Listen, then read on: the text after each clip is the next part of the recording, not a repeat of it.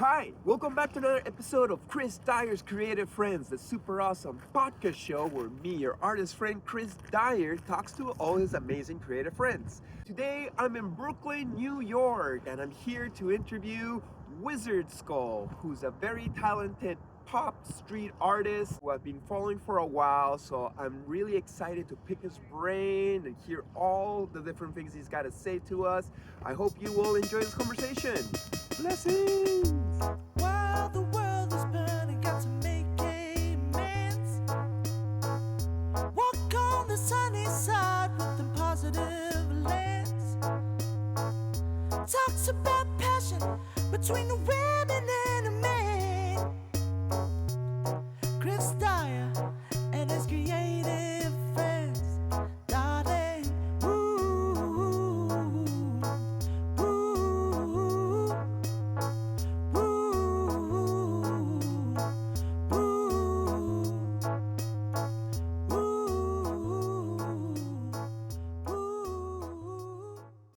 Alex! What's up? Thank you so much for having us over your studio, man. I really appreciate making some time and space to have a conversation. How long have you been out here? Been about a little over a year. Yeah. And you're renting it from a friend, you told me? Yeah. Who's that? Well, I found it on this website called Stephanie's List, which is... Stephanie's List? Yeah, it's similar to the Craigslist, but it's geared towards artists. Okay. And I've used it a lot when I've traveled to find like sublets or art studios. Okay. Yeah. Because you've been traveling a lot the last few years, right? You're not just from Brooklyn. You're being nomadic a little bit? Yeah, it was like pretty much once... I ended up quitting my job because I got a month-long residency in Europe. Okay. And I asked What was your job? I was working at the Museum of Modern Art as like a security guard. Oh my God. Yeah. Cool.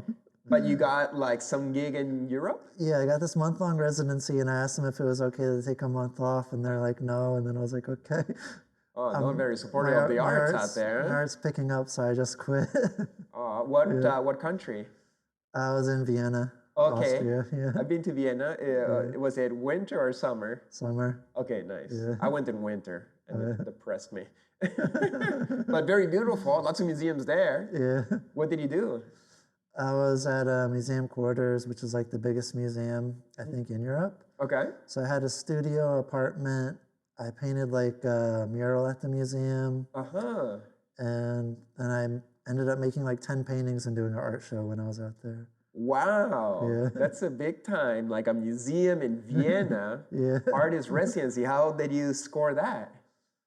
I think just through knowing people. Okay. So you didn't have to apply, just like a homie said, like, yeah, my friend Wizard School. They contacted me, you know the artist Ben Frost? Uh-huh. He had done it before, and Anthony Lister had done it before. Okay, yeah. And I had met those guys and some other people who did it, so I guess I was on the radar of the curator, I guess, because they're like into street art. What museum was it that appreciates street art and pop art? It's Museum Quarters. Quarters. Yeah. What kind of art shows there? I don't know. Like, was it like classic art, like some Rembrandt kind of shit? It's like classic art, but they do the art residencies, and they think they do like 8 a month because they're so big. Wow, I was the only artist from America, and it was weird interacting with the other artists because they're all from Europe. So they don't have like Instagram or anything. They just like make PDFs and send them to like get residencies or get nonprofit support. They're not like having to sell themselves to thousands of people. Right? What a different approach. I was hanging out with my friend Sebastian Wall this morning. He's my artist friend who I stay with when I come to New York. And he's going to the Phil Frost show today. Oh, yeah. And he's erased his Instagram. He doesn't even have an Instagram anymore. And I'm like, whoa, like, why would you kill your Instagram? Like, you know, I guess some artists are so big they don't need it. And it's even just like a hindrance or annoying little thing on the side. But to artists like us, it's like, well, that's where I find my fan base. Like the structures of the art world are not like that friendly, at least not to me. I guess like you had a museum pick you up, but those European artists don't need it so much. Did that opportunity help you get more opportunities like that, or was that like a one-off that kind of seemed like odd? Yeah, that was just a one-off. Yeah. But after that, I started applying to residencies because I was like, oh, this is cool. Uh-huh. And a lot of them had application fees. And I was like, damn, I spent like $800 in application fees. I didn't get anything. Oh, no. And that's what kickstarted the idea, like, hey, I could just buy a plane ticket and go somewhere for a month and do my own thing. Right? For the same price of your application fee, just rent yourself a little small apartment in a cool city. Yeah. Where would you want to like spend a month or two? Well, that's when I started going out to LA and then Chicago, and then I went to Oregon. That was the same year I went up to Montreal for a couple weeks. Uh-huh. And I went to Puerto Rico a few weeks. Nice. I went down to Philadelphia for a week. I was just always like, I'm doing my own residencies. Right. I'll meet people, I'll find ways to paint murals or do something. Mm-hmm. I guess it looks like more legit if an institution brings you out, but you could just fucking go and do your thing. I'm painting a wall, you know? Like when you went to Montreal, you say you were visiting a friend, but you also hooked up with local artist Tava. Yeah. And you guys, did you know him from before, or you just... We just knew each other online. Okay, you were like Instagram friends. Yeah. Yeah, and you both do like pop art and stuff. Yeah. Did you get along with him? Like, yeah. You painted a wall in my neighborhood of Rosemont. I walked through there. I'm gonna look for my videos of that to like put in the B-roll. And Tava's been on the show. He's episode 17. Do you like usually link up with pop artists? Are you even a pop artist? Like what do you consider your art in general? Like street art, like... I let other people figure that out. I've done like street art, I've done murals. Now I'm focusing on painting, but it's just because I've reached a space in my career where I have the money and the time to have a studio. Mm-hmm. But I've done like resin toys. I used to do zine festivals a lot. So I've been involved in a lot of different kind of subcultures within art. Mm-hmm. But I've always kind of just wanted to be a painter. Yeah. And I let other people define what it is. Yeah, fuck names. Are you from New York or Brooklyn originally, or where are you from? I grew up like an hour away in New Jersey. Okay. But I was into skateboarding, so I've been coming to New York forever. Uh-huh. Yeah. Nice. Brooklyn Banks? Yeah. Yeah. Do they still exist? Did they remake them? I think they shut it down to remodel it. Yeah. Is it back, or? I don't think it's back yet. No, huh? Yeah. It's been closed forever. I remember skating there, what year? 2001? Yeah, but I was so stoked because it's in all the old school videos. I can only do a little boneless there, whatever, but it's like the banks. Yeah. I also got the Technic toy, like the Technic toy once. Tell me about your roots in skateboarding. I'm a skateboarder too. I'm fucking, since when have you been skateboarding? That's kind of how I got my start in art. Mm-hmm. I didn't go to art school. I grew up in a small community. So my only exposure to art was like through skateboard graphics. Okay, what era more or less? Like early 90s. Uh-huh. So Plan B or 101. Yeah, those were all like the new companies back World then. Industry. Yeah.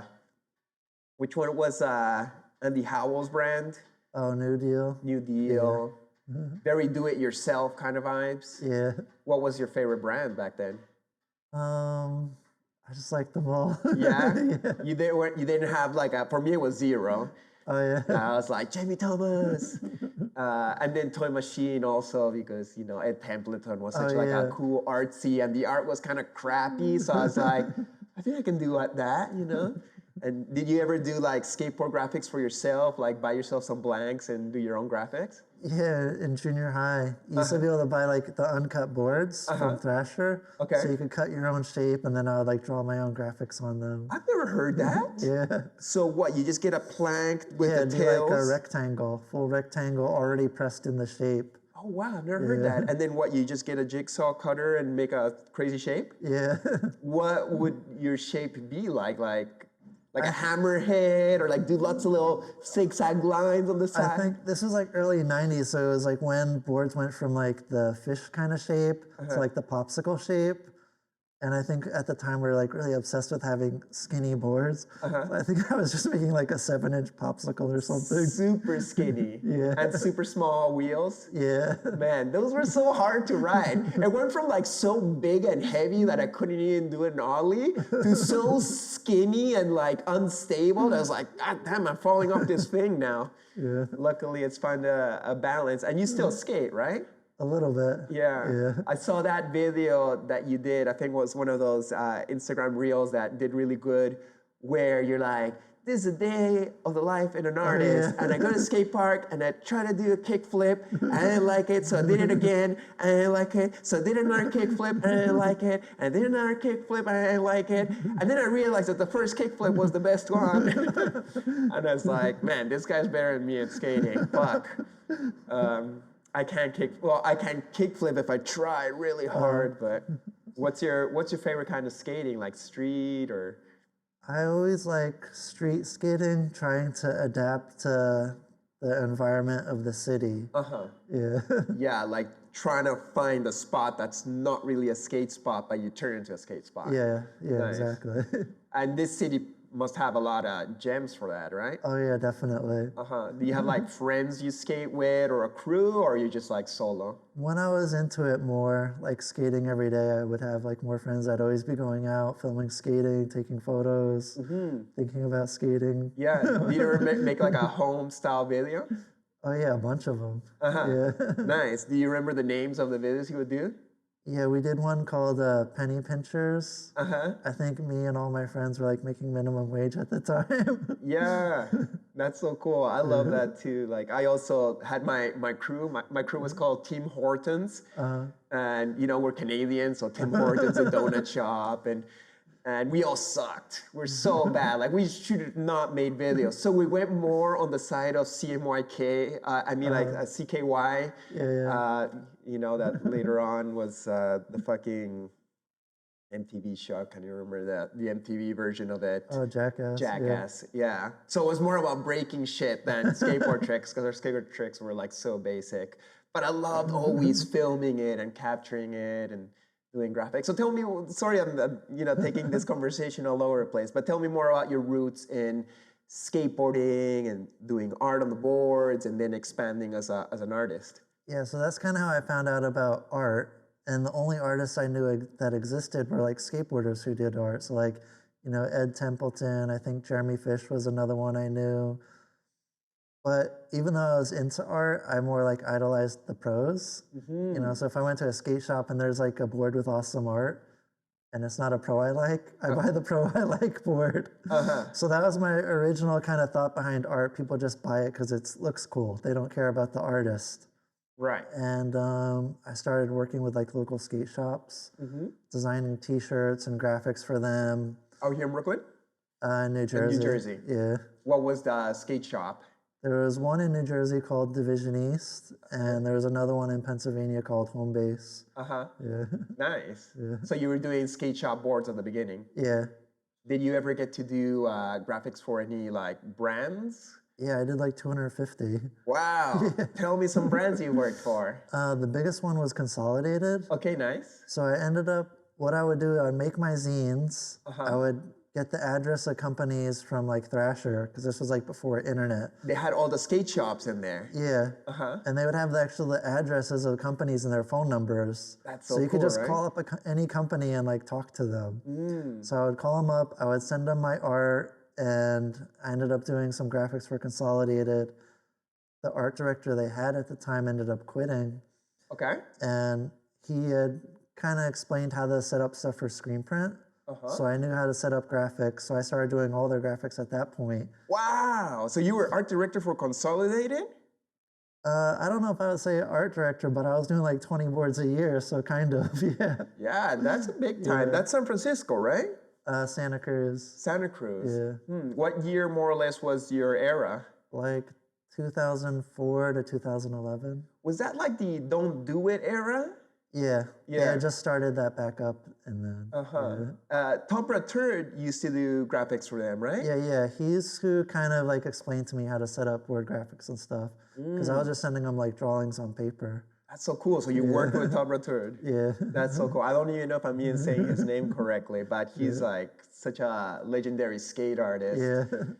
What about Jeremy Fish? Was he doing graphics for them too? I think he had his own company. I forget the name of it. The Unconsolables? Maybe Underachievers or something like that. Underachievers, right. But before that, he was with Fink. Yeah. I think so. Like, I don't know. I imagine maybe like, you're out there in Cali, you did graphics for different brands. Did you have to spend time in Santa Cruz in order to be with that company, or just like long distance? No, everything was like from New Jersey. Yeah. Cool. Yeah. So what kind of graphics did you do for them? It was similar to what I'm doing now, like cartoon style, like flat colors, like kind of humorous type stuff. Yeah. Was it not dangerous, but like you're basically like, when it comes to like, say, the art that I'm seeing here, you're using established characters that probably have copyrights, remixing it, of course, and turning it into your own. But when you're putting out a commercial graphic, that's when it can get like kind of sketchy, which is also very like 90s skateboarding vibes. But did the company ever say like, whoa, we can't put this out, or we're gonna get sued? No, back then I just did all my own characters. Okay. I didn't do any like known characters back then. Yeah. Once I did this really cool graphic for Skate Mafia, and they told me that we want all these characters, good and bad, and throw Peter Smolik and Jake Brown in the mix. And, put Jake Brown on the good side and Peter Smolik on the bad side. And it took me like, a couple weeks to get all the characters. And then it was like, okay, here you go. It's going to be 2 boards. And they're like, oh, it's just too many, like copyrighted characters. We just got in trouble with South Park or American Dad or something. And we don't want to get in trouble anymore. It's like, it really happened with that brand. But I did actually work for a San Francisco brand called Creation. I was the brand manager for 3 years, and that was a smaller brand than Stay Consolidated, but it was like a dream come true, to like, do the graphics, but also, I guess in my case, I got to pick who else would be part of the catalog. Oh, awesome. So it's pretty fun. What other brands have you worked with? Well, when I was doing it for Consolidated, they were distributed worldwide, and the boards would be shrink wrapped, and I had like a little postcard with like a drawing and my email. So I would get emails from like skate shops in like Norway, Spain, Russia, cool, all over the world, like contacting me to do graphics. So cool. Yeah. Nice. How did that feel to all of a sudden be a worldwide skateboard artist? It was pretty awesome. Like doing the first board was definitely like the most hyped I was, just to like do the art. After I did like 250, then it like kind of wore off, because like I was working for like, skate shops owned by like 20-year-olds who they're like the only employee, or like a small skateboard brand in Russia. So it's like the money wasn't really much. Well, skateboard graphics pay so little in general. Like even the biggest brands, the most I've gotten for a graphic is like $500. Yeah. And that's like Santa Cruz or something. You're supposed to have like so much money, but it's like, dude, I just spent 2 weeks doing this really nice graphic, and it's just, So do you still do it once in a while, or if it comes your way, perhaps, or? No, I kind of got burnt out on it, and that's when I started doing street art. Because I was like, man, I do the drawing, then I got to scan the drawing, then I got to separate all the colors on the computer, and then it just ends up like so much work for like so little money. And after you do 200, like the stoke isn't there anymore. Yeah, totally. Do you feel like you would be part of the annals of skateboard history? Like if there was a new disposable book? Like, you said you were like mid-2000s, right? Yeah. Yeah, that was more or less my era too. And I'm always like, I want to get to interview Sean Cliver, who did the disposable books. He's painting a mural in Tampa soon for the skate park of Tampa. So I want to like interview and be like, yo, when's the next disposable 2000 and on? Because it ends kind of like a 2000. It's like, yo, come on, there's more to it. I bet you would make it into, those pages. I hope so. I love that book. Right? Yeah, I love Disposable, the first one, then the Bible one. I love skateboard graphics in general. Yeah. Like, what a great movement in art. There's like a documentary is supposed to come out soon too, no? Oh, yeah. It's called Skate Face. Matt Bass in Venice is doing it. He's been taking like over 10 years to film it. He's busy, but really excited to see that one. So tell me about getting into street art. In street art, this was before I even knew what street art was. There was a graffiti artist in New York City called Dick Chicken. He would just write Dick Chicken everywhere. And this was before I was going to galleries or had any artist friends. And like everybody I knew would always talk about it. Oh, did you see it? Did you see it? And I just kind of got it in my head like, oh, wow, this is so cool. Like everyone is seeing it on the street. And I ended up meeting them, and they're like, you got to start like putting your art out there. That's how you can get discovered. And they're also the person that told me to get Instagram. So then I kind of just started putting out the Sexy Ronald. And at the time, What year was this? This was like 2010. Okay. It was before, the movie Exit to the Gift Shop. Yeah. It was right before that came out. So like that's when street art exploded. Yeah, it was before the explosion. So I was kind of thinking of it like if you go on like an internet forum and like post some disgusting photo and then everyone sees the photo. That's kind of how I was thinking about street art. I was like putting Sexy Ronald like in this street forum, and which is kind of gross. To and it's got like a little bit of Super Size Me, Ron English kind of vibe to it too. Was Ron English an influence also? I don't think I even knew who he was at the time. Yeah, he's also like New York area. Yeah. And obviously he also hates McDonald's. Yeah. I don't know if you hate McDonald's or you love McDonald's, or maybe you're mildly attractive to Ronald. In your version, he's like nice and buff and has a healthy crop of fried pubes. That's like your main character, or like something more old school? I wouldn't call it my main character, but it's definitely the thing I've done that's been seen the most. Yeah. What's the reaction to it? All kinds of reactions because it's gone viral so many times. Oh yeah? It's like it's been seen worldwide. So I get people that follow me who go on vacation in like Thailand, South Africa, Japan, and there's street vendors who sell T-shirts, iPhone cases of it. Whoa! You've been bootlegged. Yeah, heavily. It's been on like BBC News. It's been on all these local news stations. Someone in California even sent me a newspaper article. Someone got busted dealing meth. And in the article, there was a photo of all their meth baggies and all their paraphernalia. And the meth dealer had their phone, and on the back of their phone, they had a Sexy Ronald sticker. Wow. How does it feel for a bootlegger to be bootlegged?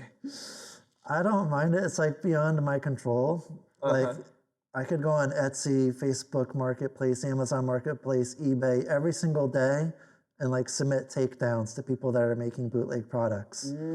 If I wanted to pursue it, my whole life would have to be dedicated to stopping people from using it. Yeah. Because, once like a meme account posts it, a meme account with like 3 million followers, and then all those people repost it, it's like not even connected to me anymore. Right. And like, how do they get the files to make products? Or you don't need a high res? I guess they just don't need a high res, or they're tracing it or something. Right, because it's kind of like simple line work. Yeah. So yeah, making a high resolution of it. That's cool. It must feel like an honor in a way to like have something that you came up with or a remix of your own to be embraced by human culture and taken past you. Yeah, I think that's the coolest part about it, just how many people have seen it. Like, people cosplay as it. People are always mentioning, like, seeing it in weird places. Like, I had a friend recently tell me he was playing some metaverse game, and he found, like, a 3D character of Sexy Ronald in the game. Wow. Nice. So does it become something that you're proud of, or just kind of like a joke on humanity, and you're like, It's kind of like, you know, that frog character that keeps on being remixed by every other. You're like, what the fuck? What's the name of that frog character? Pepe. Pepe the frog. Yeah. Have you done a Pepe? Yeah. Yeah. What's your take on him? What's your angle on Pepe? I've just done a bunch of drawings of him. Do you ever meet that artist? What's his name? Matt Fury. Fury. I've never talked to him, no. Yeah. He's out in Oakland, huh? I'm not sure. Yeah, he's friends with Skinner. That's cool. So you're back in Brooklyn. You traveled quite a bit doing these self-imposed artist residencies. Yes. What do you love about Brooklyn? Like you've been here in different times and you're back here. What's the energy of Brooklyn that brings you back, even though perhaps New York has changed through the years? I think just it's a place where a lot of artists come. There's art shows all the time. There's so many museums. I walk on the street. I can meet other artists just walking down the street. I think just because there's a lot of creatives here, I like it. It's got like good creative energy. Yeah. Do you feel like an artist has to like come to New York in order to make it, or coming to New York helps you be in the scene that's more relevant or popping for the art world? I kind of think so. I know a lot of people are saying like you just have to do the internet, but I really think more than ever now it's about the in-person things you're doing. Yeah, do you feel like, you know, the whole internet popularity is kind of in a swing, like all of a sudden Instagram might be popping, but an algorithm changes and the next month you're like, oh, what happened to my fan base? And gotta go out there in the world once again. Like, do you feel you've had different, it seems like right now your internet game is doing better than ever, right? Yeah. So, but do you feel being in Brooklyn helps? Like I see you introduce yourself even like, hey, this is Wizard's Code from Brooklyn. You know, you rep it hard. Do you feel that like helps you like get some kind of like status or like, oh shit, if he's in Brooklyn means he's paying hella fucking rent, meaning that he's probably successful. I think part of why I do that is, I guess the way I've used social media is I try to make each post kind of like a story. And you know, when I look at a lot of artists that post on social media, maybe they'll post a photo of something they did with no description of how big it is. And like there's millions of artists, there's millions of streaming services. You only have like a second of someone's attention. So I try to give like the who, what, where, why, and when in every single post. So if it's someone new seeing it, they're like, okay, this is who it is, this is where they are, this is what they're doing. Hi, we're taking a little break from our very fantastic conversation for me to mention our very gracious sponsors, Magic Mind, who is this fantastic drink of pure healthy ingredients. I drink this little drink and it makes me smarter, less stressed, radiantly beautiful, and eternally happy. Thank you, Magic Mind. Get 20% off by using the code ChrisDyer20. Salud!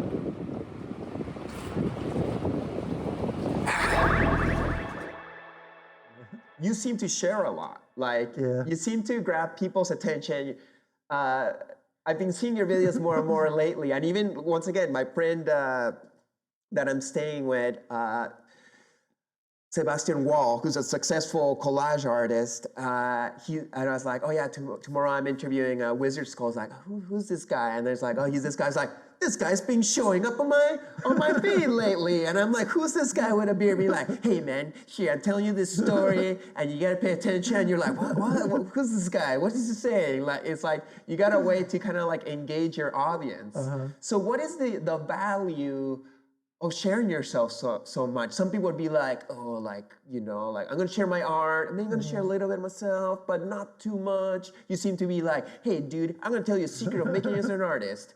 How does that, not that everything you do, you have to benefit from it, but like, why do you do this? Why is it a good thing?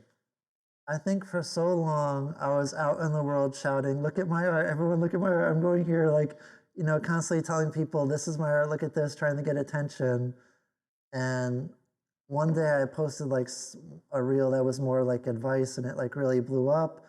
And I started getting a lot of people who like related to it. And then I kept doing it, and I just started getting so many messages about like people who are like where I was like years ago when I was like making minimum wage, working a full-time job, like struggling and unsure like how to make it. And I was getting like such a good response from it that I kind of realized there's like so many questions young artists have who have like no clue like what it is to be an artist or how to become an artist. And I wanted to share like something that was like more real advice for them. So I've almost transitioned to just that. I like posted my art, like other than in stories, I did like one reel of my art, and the last 60 reels I've done has all been like advice either about my journey or how I got to where I am. And people really appreciate it. Yeah. That's awesome, huh? Like, it's so nice to see that the success that you're gaining is from giving, as opposed to be like, hey, look at my art, I want your attention, I want your energy. It's more like, hey, you know what? I'm gonna give you my attention and my energy. And people are like, almost like calls like, what? Somebody who is doing good is here to help me? Awesome, yeah, I wanna be part of that. What a great lesson. Yeah, I love doing it, and it's funny because like now, like so far into my career, I forget how I used to think as a younger artist. And some of the questions I get asked now, I'm like, damn, that's such a stupid question. But I'm like, that's exactly how I used to think. Right. Because you're like kind of so clueless how things work or how to become an artist. It seems like such a mystery. Right. We're so disconnected. Like the whole thing that you're saying, like, I went to a magazine, I read an address, I wrote a letter, and I mailed in to the address on the. It seems like so logical. Like that's how I started. When I started my career, it's like, when I get with skate companies, you'd go to the, or in a magazine, you go to the magazine, like, okay, what's the address of the magazine? Okay, I got it down. I would go to the magazine shop, take all the addresses and not buy the mags. And then you send an envelope with a CD-ROM and some stickers and even like what's in the CD-ROM with a write-up, pictures of yourself, the art. So all they gotta do is like, poop, poop, poop. I got an article. Oh shit, you're in a magazine. That looks cool. So it's like, but the world doesn't work that way so much anymore, right? Like we're less analog and... It's harder now, I think, because, you know, if you're contacting a company on the internet, it's erased the barrier to who could do it. Like There's when just I so was, many emails. Yeah, when I was like mailing stuff to companies, not many people are gonna take that extra effort to try to mail a company something. Right. Or like sending a direct message saying, hey, check out my art, like anyone in the world can do that. Right. So I think it's harder to do now.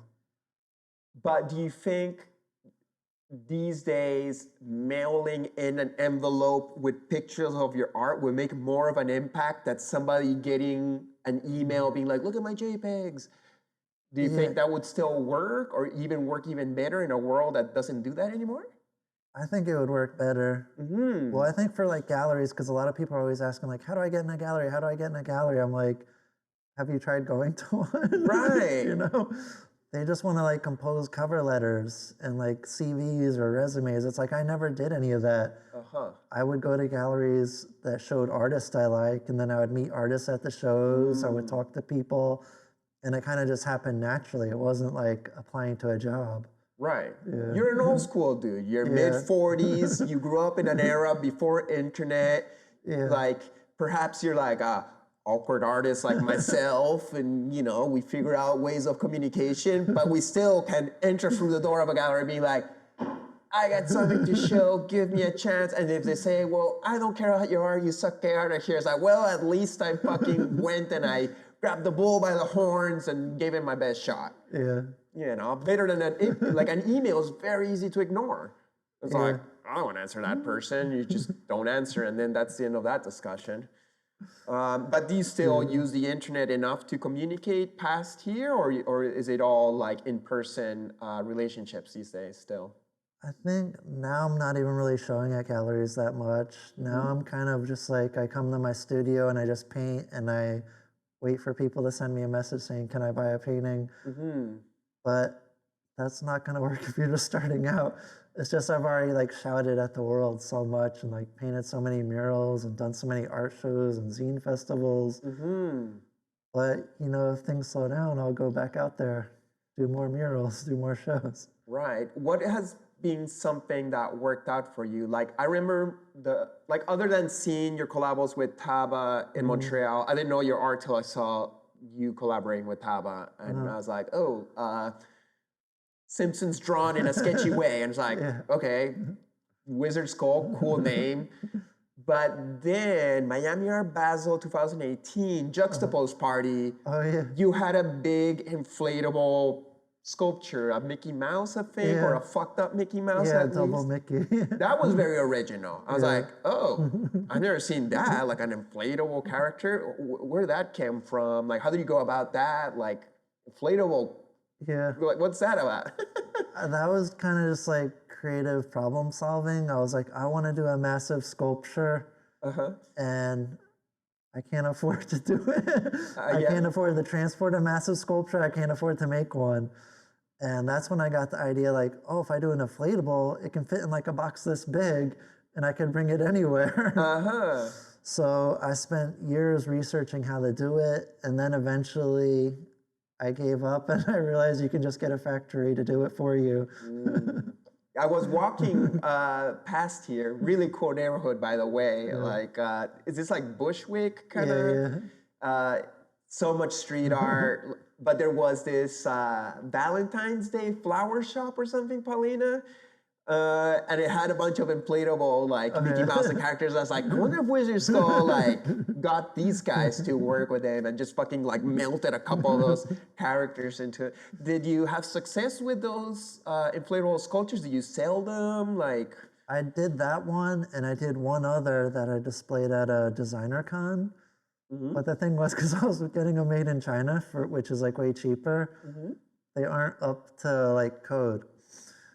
What does that mean? What's the code for an inflatable They're supposed sculpture? to have like some kind of fire stopping coating on them.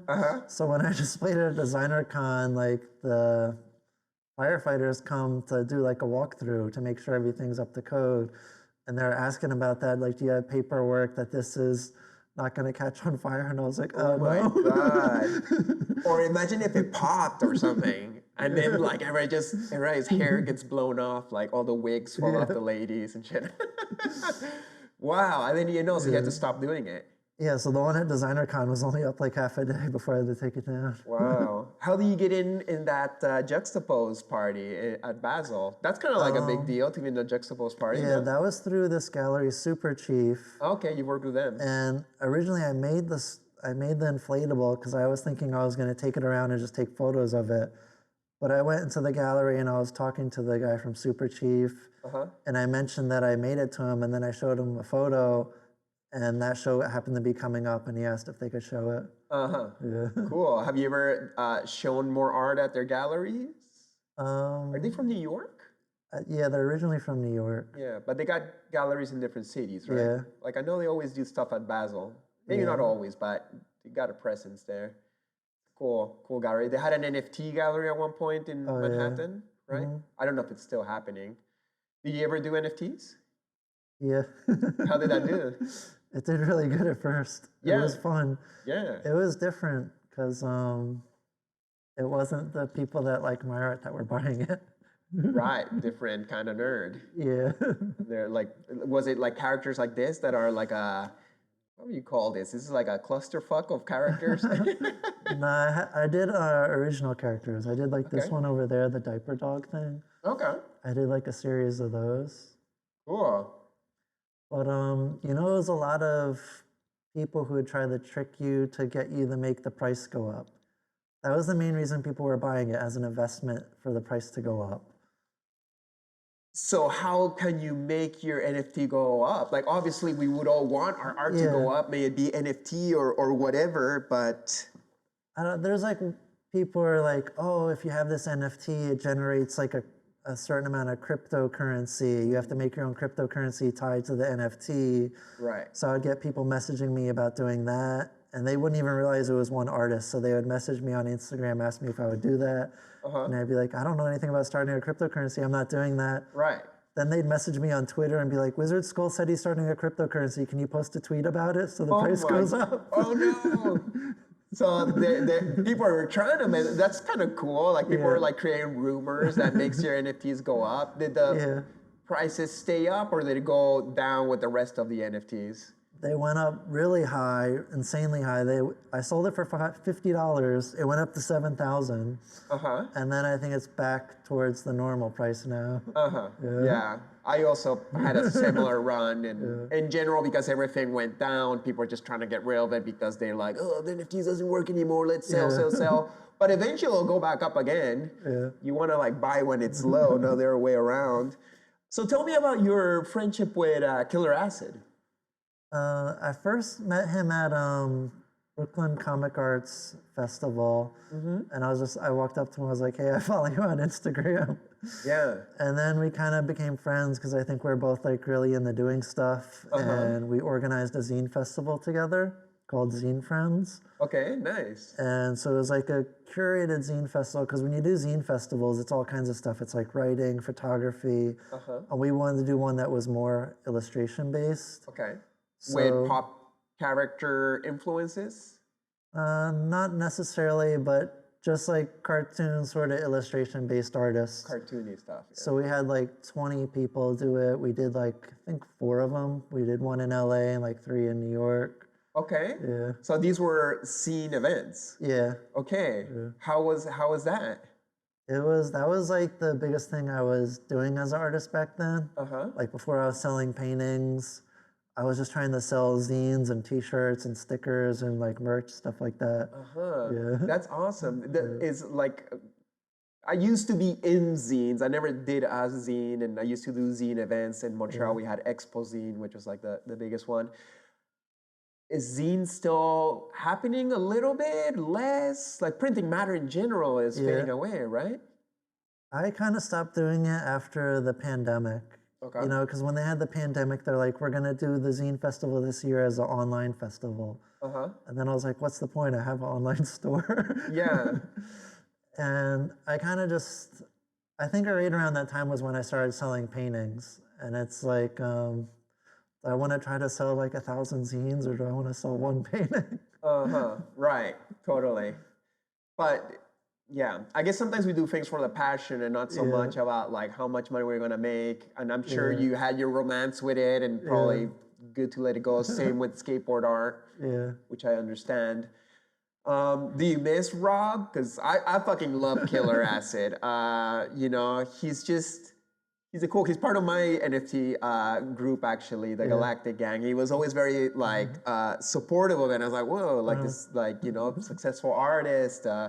And he came to my show in Miami, and he bought like a good painting. So, you know, like when I went to Santa Cruz recently, I interviewed him for the podcast, and we went out hiking. He's just such a nice guy. Do you like miss him a little bit out here? Yeah, definitely. Yeah. Is he like a close friend, or? Yeah. Have you visited him out there in Santa Cruz? Yeah, I went out to Santa Cruz a couple of years ago. It was really fun. Yeah. And you exhibited at his gallery? Yeah, we did like a group show. Okay. I don't know if you met Matt Grabe. Matt Grabe? No, I don't think so. They're like the 2 guys like kind of I did the most stuff with, like when we were trying to like come up as artists, like doing zine festivals together, like doing the Printed Matter Art Book Fair for like 10 years, always tabling together at that, or driving down to Philadelphia to do some zine festival. They're like the 2 dudes I did it with the most. Okay, yeah. Nice. You lived in California for a little bit, right? Yeah. How was that? I liked it a lot for quality of life, but not so much for art. Yeah, what, this is like LA? Yeah. Which neighborhood? I was in Echo Park. Okay, and there was no art scene out there? Like, you'd think like LA is so big and cool and there's an art scene. It's just a lot different because you're like, every gallery is spaced out. So it's like maybe you take a 40-minute Uber ride to one gallery, and then that's your whole night. Not like in New York City, you go down to Chelsea, you can see like 20 shows in like one night. Right. Yeah, that's the thing that fucks up LA, is just like it takes you like a whole day to get anywhere. Yeah. And then that just killed your day. Yeah, but it's sunny all the time. Yeah, the weather is amazing. Expensive to live in? Like more than here or same? You know, when I was out there, I was just working out of my apartment, so it didn't seem as expensive. And now I have an apartment and a studio. I saw a video from you recently on Instagram where you're talking about imposter syndrome that artists have. Yes. Tell me a little bit about this. Like, why do artists feel almost like guilty showing themselves as they are, or maybe they have to kind of like make this magic trick that you're bigger than you are, because we all just feel like fucking crappy human beings at the end of the day. And here's what I make, and like, oh, aren't I special? Like, don't you want to buy my thing? And then you're like, oh, like, you know, what's going on here? Who am I in this dichotomy between like, I'm just a dude doing paintings and like, I'm a big artist and you gotta buy my thing. Like, what's, you know, how you feel and all of that, how you deal with it? It's weird because I grew up in like a very rural farm town, and being an artist was like one of the worst things you could be. Why? It was very much, this was like in the early 90s when like skateboarding wasn't cool, art wasn't cool. It's like being in the football or basketball was what was cool in high school. And if you're into like art and skateboarding, you're like an outcast because you kind of don't fit in. But that's so much cooler. It's cooler, but when you're in a small community and there's only like one of you, it's very isolating. You feel rejected almost by society in general. Yes, you know, like when I was a kid, like I was always like running from the police because like you'd get kicked out of everywhere. They'd want to confiscate your skateboard for even skating in a parking lot. And then you would go to school and like your peers don't like you because you skateboard and you make art. So I just had this mentality that like nobody cares about this. This is just something I like to do. It has no value in the world at all. So in general, we grew up with a sense of general rejection for being the weirdos of our world. Yeah, and even now that it's like, now it's cool to be a skater, now it's cool to be an artist, but still we're like, but wasn't I a loser for doing this thing? Like, it's hard to shake off, I guess, huh? Yeah, it is. What about younger artists? Do you think they just start with this whole like, I'm an artist and I'm a skateboarder and I'm doing this cool thing? Like, do you think they're like less damaged or traumatized than our generation? Maybe so, because there's so many more examples now with social media where you can go on there and you can see so many people making a living from art and being celebrated as artists that, you know, I guess when we were growing up, it's like the only artists I kind of knew of were like skateboarders. And I didn't see them being celebrated like in mainstream society. Right, they were still dorks and rejects and just misfits. Yeah. In this effort where you're like teaching your knowledge to strangers on the internet, you don't even know who you're reaching. Obviously, it's a lot. Do you ever feel like teaching actual classes to people in person? Like you got the space here where you can teach a workshop. Do you ever feel of doing that? I want to be a teacher, yeah. Oh, yeah? I don't know how to go about it. I've taught some workshops. You could go up to like institutions, like either in Brooklyn or around that does that, and be like, hey, like I'd like to teach a 4-day workshop. This would be the schedule. Day 1, sketching. Day 2, drawing on the canvas. Day 3, painting. Day 4, how to sell your art. And you know, with breaks in the middle, lunchtime, and then they'd be like, okay, cool, come and do it, and we'll take 40% for being the host, and you take the 60% for teaching and bringing the people over. Or you could just do it yourself. That's more annoying because then like people will be like emailing you and you gotta schedule like and get like chairs and shit and like be like super organized. I don't know. I used to teach more. It was fun. It's like really rewarding to like, you know, help the young artists. But I hope you get to do it. Yeah. Yeah. I feel like I'm teaching enough with my reels right now. Yeah. Too bad it doesn't make any money, huh? Yeah. Like, does TikTok make money? I think so. YouTube makes money. Yeah. Do you put your reels on YouTube also? Nah. Maybe you should try it out. Like, if it hits there, YouTube has like monetization systems that, you know, Instagram had it for like a second, and then they took it away before you blew up. So what is blowing up mean? What is success to you? What's the definition of success to you? Is it waking up in the morning and doing this thing that you're passionate about and that you're stoked, and that in itself could be success?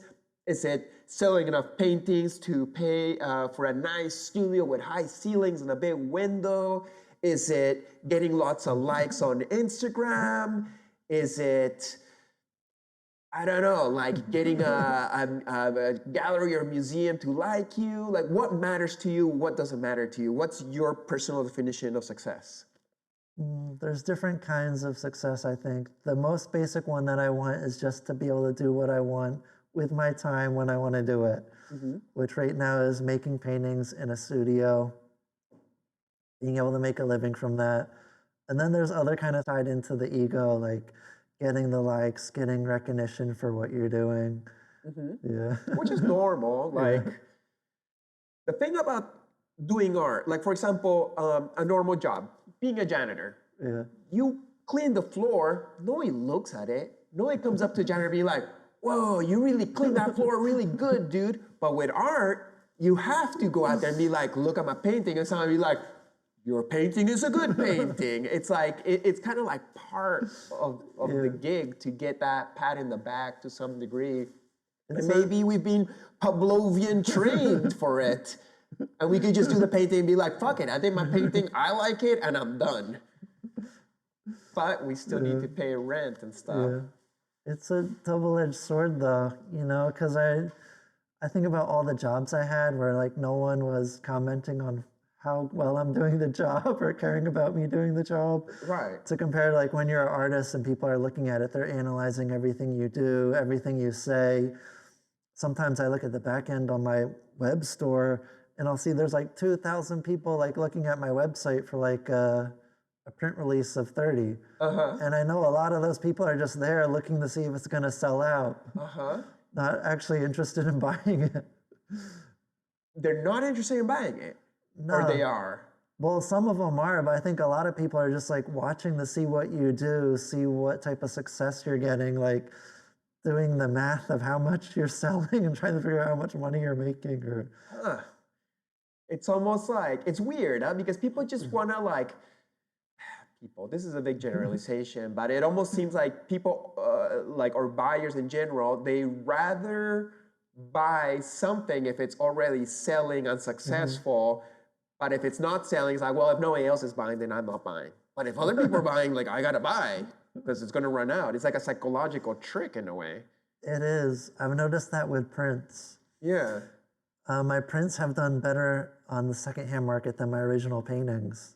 And I think the reason is because people like knowing they have the same exact thing and seeing it sell for more money, whereas they can't like look at their original painting and seeing the same original painting sell for more money.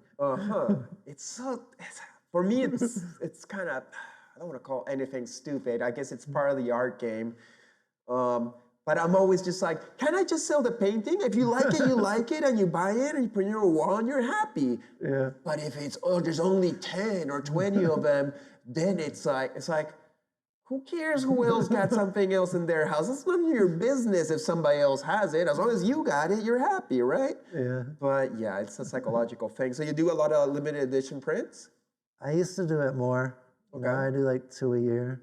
Okay, and how you go about it? Like, do you make canvas prints or paper prints? You sign and number them? Yeah, signed and numbered paper prints. And you do that yourself, or you do it with an entity, like that's like a print brand? Or? Yeah, I work with All-Star Press in Chicago. Okay, cool. Nice. Is that like a print brand or a manufacturer? Yeah, they do prints for artists. Okay, so they're the ones also like promoting it in a way? Yeah. Okay, so they kind of like make it more legit. It's like, we back this artist and we're gonna tell you what's the cool art, and people are like, oh yeah, really, okay, let's go. Man, I wish it was just more like face value, you know? Like if you like the art, you buy it. But anyways, I guess we gotta be all like, you know, like evil, you know, geniuses being like, how can we trick people to buy this art that I think is cool, but they gotta be convinced somehow. Because I guess there's just so many artists out there. I was doing a lot of prints on my own, but it's like I just want my time to make my paintings. I don't want to do all this packing, shipping, responding to emails. So for me, it just makes sense to work with someone for that. Right. It's nice to delegate and not have to do it all. Do you have to spend a lot of time answering emails and messages, or do you have people for that? Or like how much of the business side do you have to take yourself? Everything. Well, because mostly the way I make a living is just people sending me a message asking to buy a painting. Okay. But, you know, I have like over 100,000 followers. It's like only 20 people who are actually buying the paintings. So a lot of the back and forth on Instagram is not really financially related. Right. It's more like talking to younger artists, stuff like that. Do you ever feel like, dude, I'm spending an hour or two a day answering all these questions that lead to no business? And not that I can't be nice enough and donate some of my time to this, help these young artists, but like, really? An hour or two a day? Like, I'm like giving away my life to strangers, and does it make a difference? Like, do you ever be like, okay, that's it, no more DMs? Or you're just kind of like, I gotta do it because that's the one that brings me that 1% of buyers? It's kind of exhausting, honestly. So many messages, but especially in my reels, like talking about how to make it as an artist, people send me like really long messages, like telling me about their life, telling me about their struggles, telling me how they're like so depressed, they think about killing themselves. And it's like, I'm not a therapist, but this isn't a message I can just double tap and like. I gotta respond somehow. Right. There's a social responsibility. It's like your community work. Yeah. Do you feel a responsibility to be there for these people that are engaging? It's more than you're just like, oh, I tricked you to like my thing and now I'm popular and fuck you, I don't care about you. You're like, well, I actually care about you, fellow human being, and your struggle, and I'll try my best to like respond to the best of my abilities. Like, it's the same with me. Like, I try to connect with my followers and give them some love. So when they come to me, I can't just blow them off as be like, no, I actually care about you, even though I got no idea who you are, and let's see how I can respond. But how long can we do this? Will it be forever? And what if our career keeps on blowing up and all of a sudden your 100,000 followers doubles to 200,000 followers or 1 million followers? Like, what's the biggest reel you've done? Like in the millions? Yeah, like 8 million. 8 million. Wow, that's a lot of people looking at you talk to a camera. Yeah, and sometimes like the reels are still going viral. So someone sends me a message talking about something from that reel, but it's like a month ago and I have no idea what they're talking about anymore. And it's almost like it gives you homework for months to come when something does good. It's almost like when it's your birthday, like, I love my birthday and I love to get love, but it's like all of a sudden you got like so many messages, you got answers like, oh my God, the day after my birthday, it's like me answering like, thank you, thank you, thank you. Talking about limited edition offerings, tell me about your new toy with UVD. Is it UVD toys? Yeah. Yeah, nice. Yeah, we did the Sexy Ronald toy, we did a 10-inch one. Okay. Edition of like 750. I think it was like $180, and then it sold out, and people started selling them for $1,000 on eBay. Wow. Yeah. Damn. Yeah. That's cool. Yeah. Too bad you don't make residuals, huh? That's where NFTs kind of kicks you a little bit of extra if they keep on selling. Yeah, so after we did that one, we have a 5-inch one now that's just like open edition. Because like every couple of months, Sexy Ronald goes viral for something. Wow. Like someone will get a tattoo and then that'll go viral, or it'll get on the news. What is it with Sexy Ronald McDonald? I don't know. What is like, is it, because to me it's kind of gross in a way, like all those like fried pubes, like, and he's in a Speedo, and I don't even like that character to start with because it represents corporate fast food, but it seems to grab people's attention. Like, I think it's just like a common thing. Because a lot of people ask me, like, is drawing cartoon characters the way to get an art career? And I'm like, cartoon characters are like a really small subculture. You know, people usually buy paintings that's something they can relate to. And what I was thinking is like the sun and the moon. If you paint the sun and the moon, every single person in the entire world can possibly relate to that. And then when you start going down what are most recognizable symbols, it starts to become like, maybe if you're in the US, it's the dollar or the president or like your local nature. Or a superstar that everybody loves. But I think Ronald McDonald is pretty like up there somewhere under the sun and moon of recognizable symbols. How do you feel using characters like, say, Bart Simpson here, or Homer, which is a Matt Groening art piece, and you're remixing it to the point where it's a Wizard Skull piece, but it's almost like a collabo. What is that fine line between being original and being like, this is my art, while using the character of some other artist? I like to think I change it enough that it's like a unique art piece. Like, I think, like, say this painting, if it wasn't Bart Simpson and those were just geometric shapes, the placement of the shapes, the way the colors are placed, it would still be a good painting. It would still be a good painting, I think. Yeah, but you would be probably missing that hook that grabs the attention of the people. You're like, oh, I know Bart Simpson, so I get this painting, and now I like it more because of it. I think I would have even more people if it was just geometric shapes. Really? Yeah. So why don't you do that? Someday I think I will. You probably would be like a different kind of artist if you did that, because it would be more like a Picasso kind of painting. Like last month's Juxtapose, I can't remember the artist was in the cover that did cubisms. Would you say this is like a cubism take on art? Like, it doesn't look like cubism anymore because the ingredients are parts of Bart in this case, but if it wasn't Bart, would it be transformed into like cubist painting in a way?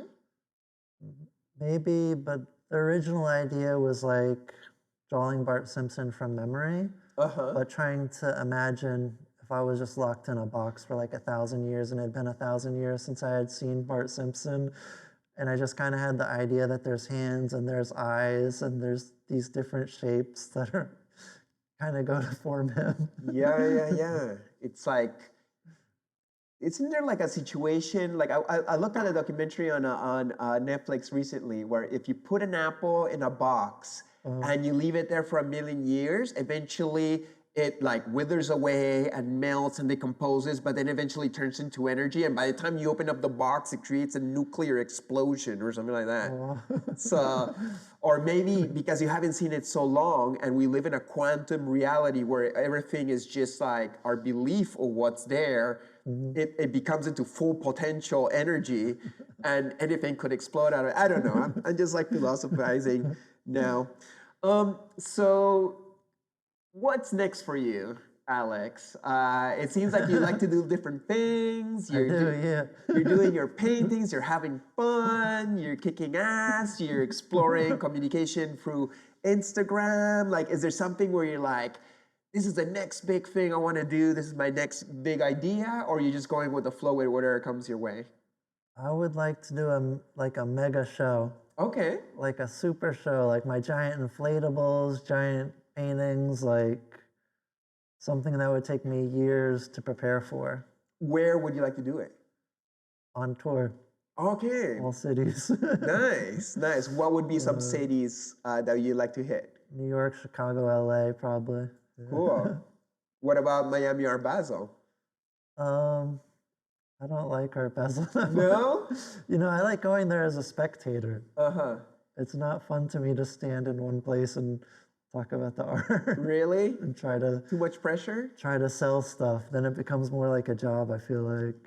Yeah. But if you did the touring nomadic show, you don't feel the pressure of having to sell in order to finance it? Not if the show is going to be the same paintings. So in this scenario, you would need like some kind of investor to come and be like, I'll rent you some galleries or find a place for you to show the art. Yes. You just want to show it. Yeah. You want to have your fans come, communicate, exchange, and have like a vibe happening, and fuck if it sells or not, right? Exactly. Yeah. Do you think you could fund that yourself, or you would need an investor to go that big? I can fund it myself, yeah.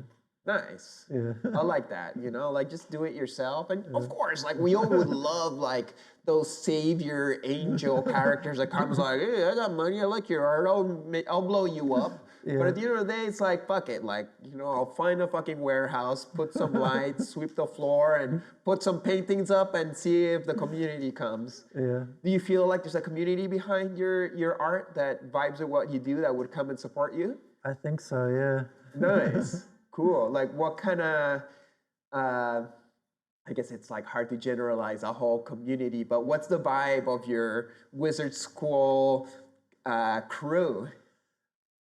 I think the original crew just liked my art. Now I'm like a symbol of how to make it or something, what to strive to be, what to look for advice, how people can be an artist. Yeah.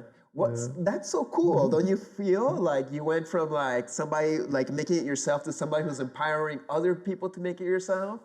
It's pretty awesome. It's kind of funny. I was in the grocery store the other day, and some guy was like, sir. I'm like, yeah. He's like, are you Wizard Skull? And he's like, I'm a young 21-year-old artist. And it was awesome. But I was like, what? I'm a sir. I'm like a sir now. I'm the old successful artist now. I'm not the young guy trying to make it. You do have a white beard. That is the sign of wisdom. Yeah. Would you have some final words of wisdom to the different artists that are tuning in here to see this conversation? It's a lot easier if someone helps you, but it's going to happen faster if you do it yourself. Nice. Do it yourself, skate culture. Yeah. Fuck yeah. Thank you so much, Alex. I appreciate it. It's so nice to be here in your studio. And thank you guys for tuning into another episode of Chris Dyer's Creative Friends. Make sure to like and comment, subscribe, share, all those beautiful things that help these conversations to reach more and more people. Thank you for tuning in and see you next time. Blessings. Woo! Next episode, Nicole Palapoli. Basically, once you step into that realm as an artist, I think what happens to me is the paintings just paint themselves. And I am just a vessel of this otherworldly super consciousness, God entity, whatever you want to call it. And it just comes through me and it pours onto the canvas. And I'm just pushing the paint around at the mercy of some universal divine power. So it's like me and the whole universe painting it together, I guess, by the end of the day, So please make sure to subscribe, like, comment, and share. Big thanks, and see you next episode. Peace.